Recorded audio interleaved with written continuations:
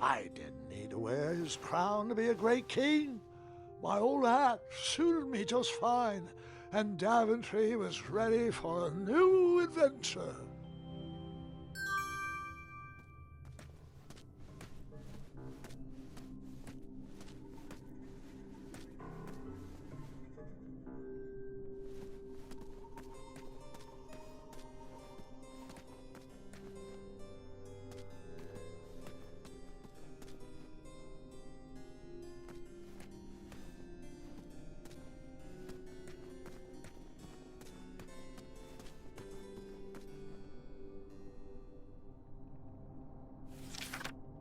Once, in a town just like the one you're imagining, there was a beautiful castle that stood high on a hill. All were welcome here. Well, everyone except for the pests. The townspeople cried out to their king, "We must be rid of these rats! They're scaring our children and stealing our cheese. One even ate a baby." The town had become very unpleasant indeed. Every morning, gold coins clanged through the water well carrying wishes for a better town, but the rats remained. The king, in his finite wisdom, had also been casting wishes, for he desperately needed a plan.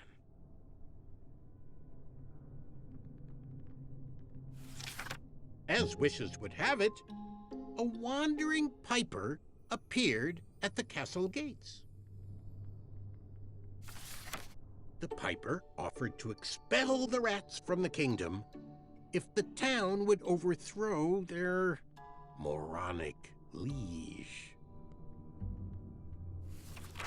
"Hear, hear," they cried out. "Our throne is but a seat for a hat rack. Rid us of these pests, and the throne is where you'll rest."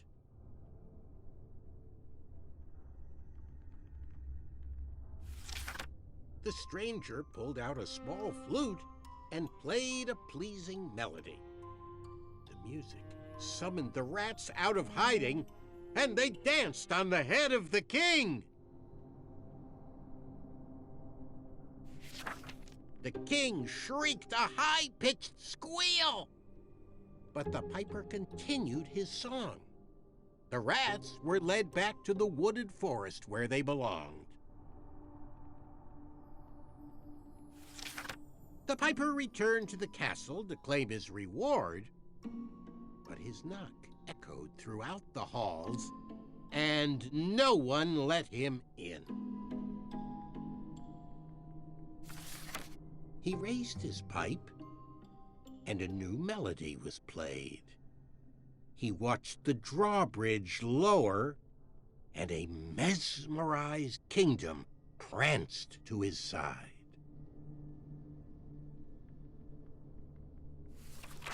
With a few simple notes and a turn on the heel, the stranger led them from the castle to the deep, dark caverns below.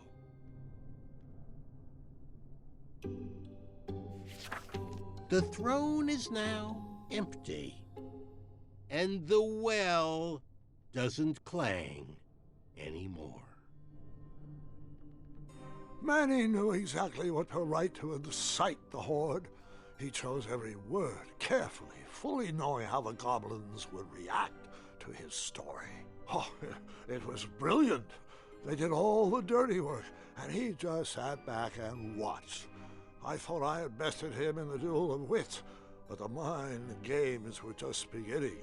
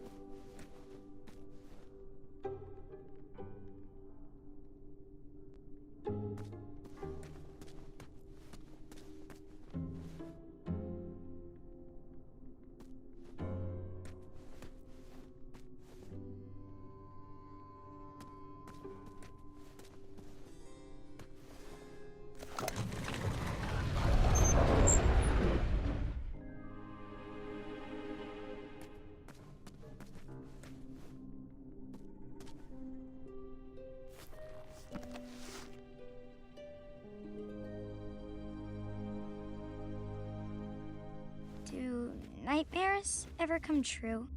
Of course, but real monsters are far easier to deal with than imaginary ones.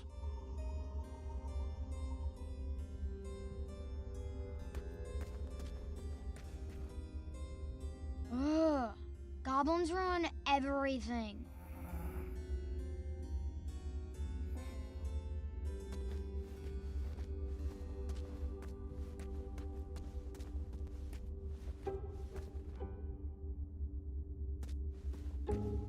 Es ist alles tot.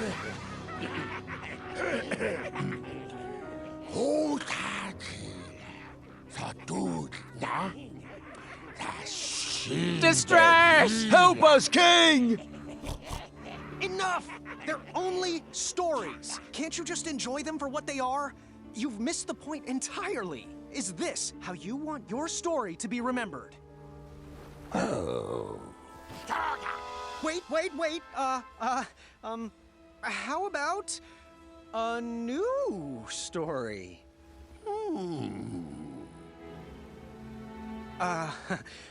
Once upon a time, there lived, let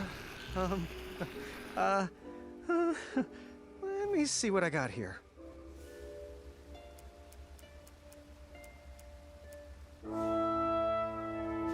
There lived a sweet little goblin who loved adventures.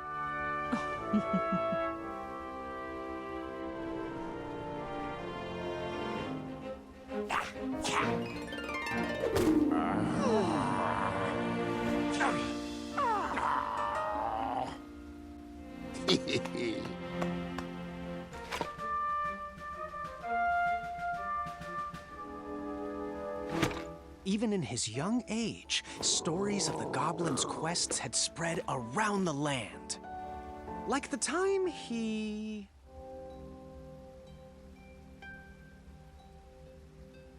outsmarted a quizzical griffin. In fact, his adventures were so legendary, the goblins decided to make him king. But the goblin adventurer was out of his element and overwhelmed with the work it took to run a successful kingdom. His friends offered their heart.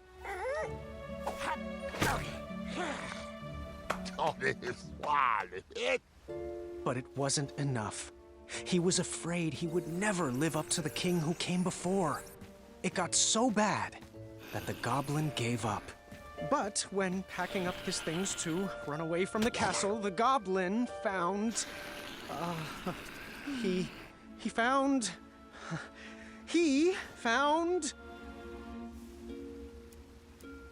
his old adventurer cap.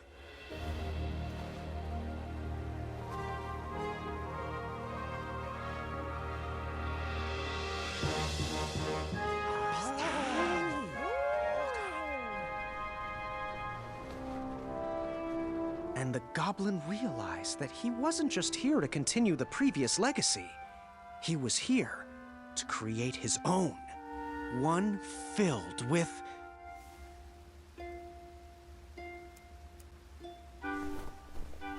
compassion, and the best group of friends you could ever ask for. Ooh.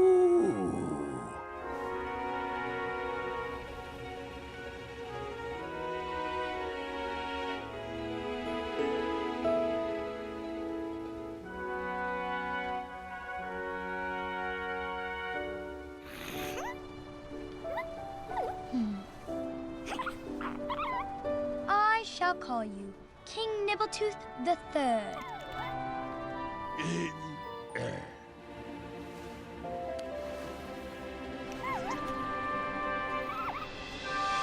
Grandpa's gotta hear about this. Told you he'd save us. No, I told you he'd save us. I think it was me, actually. You know, I'm not even sure anymore.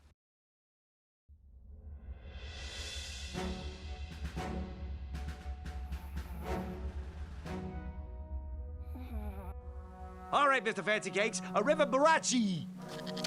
And that's my story. Some of the details might have changed over the years, and I certainly left out some parts I wasn't fond of. But I found it's best to enjoy stories for what they are, and not for what you hoped they would be.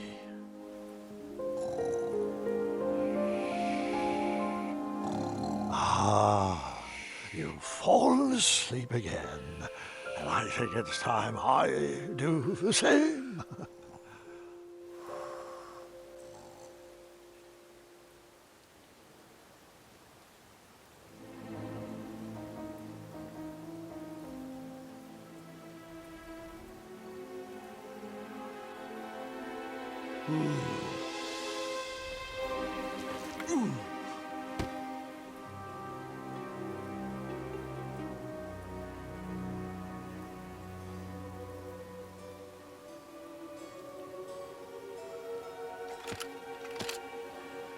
You looked like you could use a friend.